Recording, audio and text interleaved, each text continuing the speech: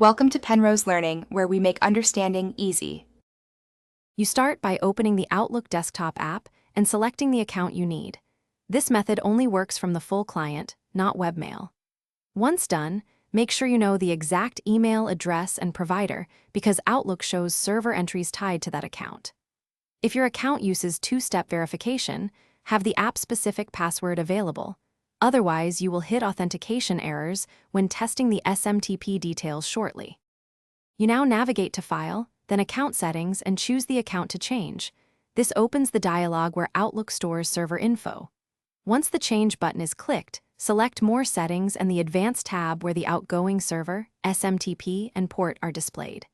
Make sure to note the port number and encryption type, SSL/TLS or STARTLES, because they determine connection method.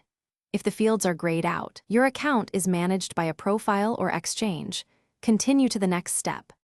You finish by running test account settings to confirm the SMTP address, port, and authentication work.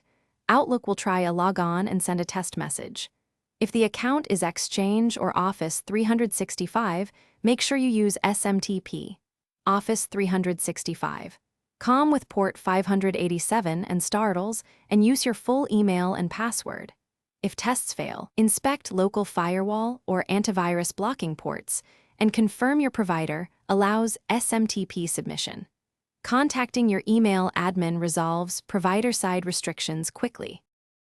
Thanks for watching. If this was helpful, leave a like and consider subscribing. See you next time.